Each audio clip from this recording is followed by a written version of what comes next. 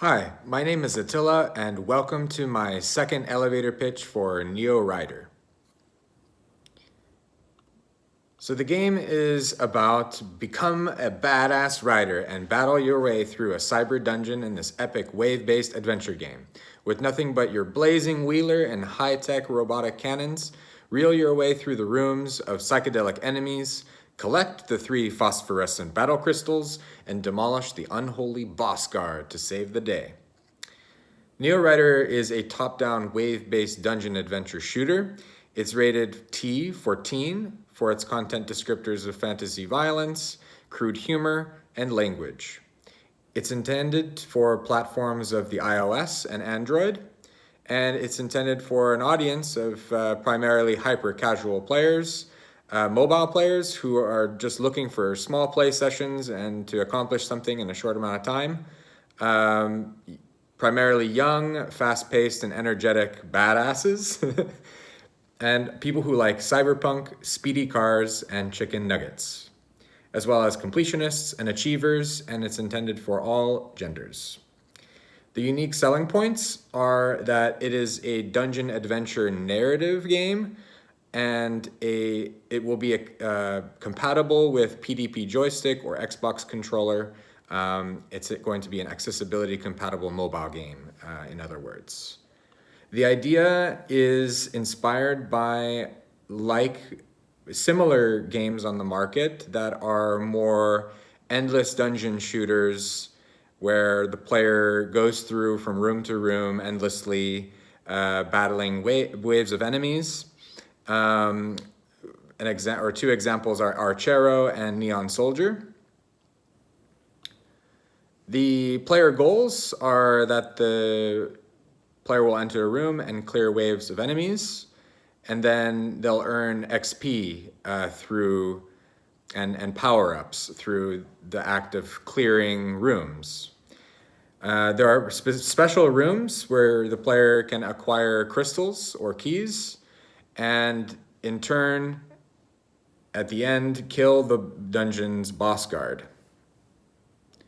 So as the game flow goes, the player will enter a room and begin to battle subsequent waves of enemies. And as they clear the waves, they are collecting experience points at the end of the cleared room. If they've leveled up as a result of this, then they'll be given a selection of two or three powers to choose from. If the room is a special crystal room, then they will collect that item at the end of the cleared room and essentially decide which room they want to go to next. Upon collecting all 3 battle crystals, the player can activate the crystal portal room, which opens the door to the boss room. And when they defeat the boss, that's when the game is over. So the core actions the player can do is, of course, movement. There's also the idle state, and that's when the player's avatar begins to shoot. So they can only shoot once there's no directional input from the player. So the player can dodge behind level barriers and dodging oncoming enemy attacks. They can earn XP. They can level up. They can also select power-ups in some kind of a menu at the end of the cleared room, and they can also activate the crystal room. There will be some feedback in the game, very vital visual and auditory feedback. For example, the joystick UI will help the player visually understand the directional movement. There will be a cannon shoot visual effect and a sound to complement it. Also, movement, there's directional signifier on the floor around the player avatar to give the sense of which direction that they're going. And then there's going to be a recoil, some kind of visual animation or sound recoil once an enemy or the player receives damage. Then there's also going to be some kind of nice, rewarding visual and auditory feedback for when experience is gained and when the player levels up. Also, when a power-up becomes active, there should be some kind of visual and auditory feedback as well. Additionally, when a crystal is dropped, there's a visual and auditory feedback given when it's collected, when the crystal room is active, also for each enemy attack.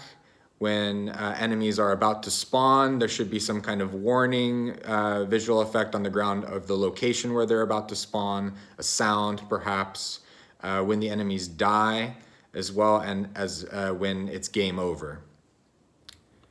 Here's the QA slide. And to start off the backlog, to talk about the game theme and the mood, the experience of Neorider has to be an experience of domination, persistence, and of challenge. It's an experience that should also instill a sense of empowerment in the player, whoever they may be. The emotional tone and mood of Neorider gameplay is like a neon, cyberpunk, and psychedelic rush. Through each successfully cleared room of enemies, the player should feel progressively more powerful, while enemy waves become more difficult to overcome. So as a more complete flowchart for gameplay screens and conditions, the player starts off in the main menu and presses the start button. From there, they enter into the gameplay space where a variety of things could occur. The player could level up, where they'll be shown the power-up selection screen, and then return to gameplay. If the player collects some kind of a crystal, then there should be some kind of context screen to confirm that collection. And there could also be, in the case where the player has activated the crystal room, there's going to be some kind of like a nice animation sequence to highlight that achievement for the player. Then also there's a possibility that the player could lose, so then end game screen would be shown and they'd return to the main menu. When they defeat the boss, finally, then they're shown a game over screen. So I've created the HUD mockups for each of these screens. Since this is going to be a PDP joystick or controller activated or controller compatible mobile game, the game should recognize if there is a joystick available or not and show that in the main screen feedback, as well as activating these sort of bracket selectors around the play button and the settings button. So of course, if there is no joystick active, then these brackets would not be there. It would show joystick inactive, and you could just simply tap on the button to go deeper into the UI logic. So yeah, and then in the gameplay screen, the player will be shown their player level, an experience bar, and also a little mini map which will show the unexplored or show the explored rooms as highlighted and give that feedback of like, okay, I've been here, but you shouldn't know from the beginning that where to go, right? So we don't want to tell that to the player. It's an adventure game, so the player needs to find their way to each of the main game objectives. Then above the character will be their health bar, as well as on the floor a directional signifier which sort of follows, there's like a ray from the center of the player outwards to the direction of the joystick, which sort of shows the direction of where the player is going. And this keeps that feedback sort of like in the center of the focus of the game, for, you know, in the center of their eye focus. So in the case of settings selected, there's a settings screen where the player can enable or disable music or sound effects separately. Go back. These are overlay pop-ups, which are what happen when you level up. Then the player's told to select a new skill. and they can select one of the two skills. Also, when they die, it's shown like you fainted. Do you want to try again? Then there's, this is the crystal received sort of confirmation pop-up that I talked about earlier, where it says, okay, this is what you got. You got a battle crystal, 2 more to go. And then once the crystal room is activated, this is sort of what the animation sequence would be. It's sort of like more of an immersive screen where the UI is sort of like gone away and you get these black strips on the top and bottom of the screen to kind of indicate that it's an animation sequence. Then there's the pause screen, which will also show you vital information about the acquired skills that you've made on this test session, and also a confirmation of game over when the boss guard is defeated. And here's an example of the boss battle UI. So essentially the main difference here is that we're replacing the XP bar with the boss's health bar. Core systems include the player controller. Player needs to have a way of controlling and moving, and aiming and shooting is also a system that's very important, that the nearest enemy to the player upon idling is then selected and automatically shot at with a rate of fire. Then there's the enemy behavior. There will be 3 enemies with their own unique pattern of movement and combat. Then there's going to be a leveling system, which needs to be balanced with appropriate experience points values. And then there's a power-up system. So there will be 8 possible power-ups that need to be implemented and accessible in the game after each level up. And the boss key is something that will be removed from the game. So that's the difference between the first pitch, is that I've eliminated the boss key as a necessity and had the 3 crystals and the activation of the crystal room as the trigger for the boss key instead. So, yeah. Then there will be systems of player health, damage, and death. Also enemy health, enemy wave system, as there will be groups of up to 6 enemies that can spawn at a time. Each wave spawns within a determined value of seconds time span. And then also the room clearing system, where what happens, what events can happen at the end of a cleared room, right? Text UI, feedback, leveling, power up, and the doors opening for the next rooms. There's also a crystal spawning that happens at the end of the room, at the end of the cleared crystal room. And then there's a crystal collection or inventory system that needs to be there as well. And of course, finally, the boss behavior.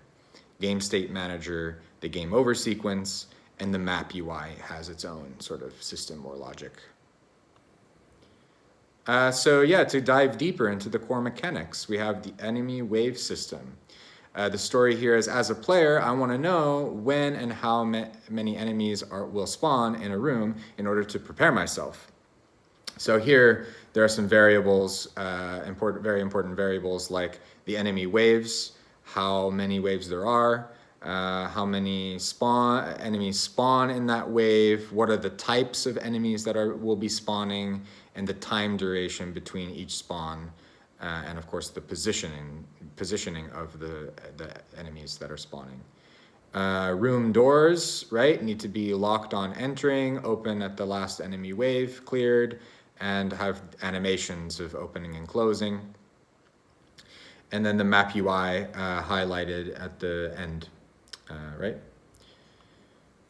So to go into the enemy wave system, right here I've created a list of all the rooms in the game. So you could see on the right side is the top-down view of the dungeon map. And here I've listed the room numbers, the amount of waves, and how many enemies are being spawned in each of the rooms. So that should give you an idea of the variation of enemies and the pacing. Also, the leveling and power-up system. Here the story is, as a player, I want to level up and become more powerful in order to defeat enemies faster. So we have some experience points, values that we need to determine. How much XP does it take to get from one level to the next? And what are the essential power-ups there needed to give the sense that the player is becoming more and more badass, right? So here I've created a list of a breakdown of the leveling system from 1 to 10, the experience points required, and what are the effects of that level up. So we have a health point, capacity increase, right? As well as a steady damage point increase as well. With the power-up system, there will be 10 power-ups that I've listed, so I've added a few. And I've listed here the names and the descriptions and the buff values. So for example, healing will heal 250 health points for the player's health bar. We have increasing shooting rate, I mean, and then there's a barrier, which is like a temporary shield that activates for 3 seconds every 7 seconds. And then there's also increasing health point capacity bar. Like there's 10 here, so it's really take some time to read that. And then we have the mechanic of battle crystals and the boss. So as a player, I want to collect all the battle crystals in order to open the boss door. So here there's going to be a size and a color to the battle crystals, their spawn, where they spawn, the animations, the location, also the inventory system that is needed to give the player, the sense that they're collecting it, right? And then, of course, these objects need to have a trigger hitbox around them. So, some objects and characters in the game. The main character is called Luke Dukem. That's the player avatar. He's our able protagonist and rolls with his battle chair. He'll have an idle animation where he's standing but shooting his robotic cannon at the nearest target. There will be shooting, so a variable rate of fire and damage points to start. Also, there will be a movement animation and also the cannon being deactivated on movement. Then the player health bar that they can receive damage. There's a recoil animation, can heal, and the player will start with 1000 HP. And also a hitbox collider to reduce the damage from the enemy attacks. So we have 3 enemies. Our first enemy is the robot chicken. He's our enemy type number 1, a tiny yet tempered robot chicken. He will have idle, spawning animations, moving animations, and attack. His pattern will be, he'll be idle for 3 seconds and then jump attack in a random direction with a set distance, and then that will loop. So he's just sort of like flapping his wings around the room. His XP value per enemy is 10 XP. He has 50 HP health and 30 damage points for damage. And he'll also have a death animation and sound. Our second enemy is Robo. He's our enemy number 2, a clumsy Cyclops gyro robot with a deadly laser. His idle is just stationary and shooting, and he'll have a spawn animation with a visual effect. His movement pattern is he'll be idle for 5 seconds, aim with a laser following the player for 2 seconds, and at the end of that 2 seconds, he will fire at that location where at the end of that laser where it was aimed, and then move in a random direction for 3 seconds, and then it will loop. His XP value is 20 per enemy and has 110 health, 60 damage, and will have a death animation and sound. Our third enemy, Syndicate. He's a sneaky android demolitionist. His idle is no animation and shooting, spawning, animation with a visual effect, movement, and attack. His pattern will be he'll target the player for 2 seconds, just like Robo, but instead of shooting a laser, he'll shoot a slow-moving projectile which lasts 2 seconds, and then vanish for 2 seconds and respawn at a random location in the room. His XP value is 40, and his health is 220. and his damage will be 120 points on the player health bar. We'll also have a death animation and sound. Finally, last but not least, we have our boss, our final dungeon guard with dual cannons, Zeus X. His idle animation will be for 3 seconds, and he'll be stomping on the ground. His movement pattern will be he'll be strafing left and strafing right while shooting his dual cannons with a rate of fire at the player. His health is going to be 6,666 HP. He also has a charge attack, which is also very interesting. They'll have an anticipation animation to kind of warn the player and make a movement choice, and then he'll charge forward towards the player and then retreat back to his idle animation.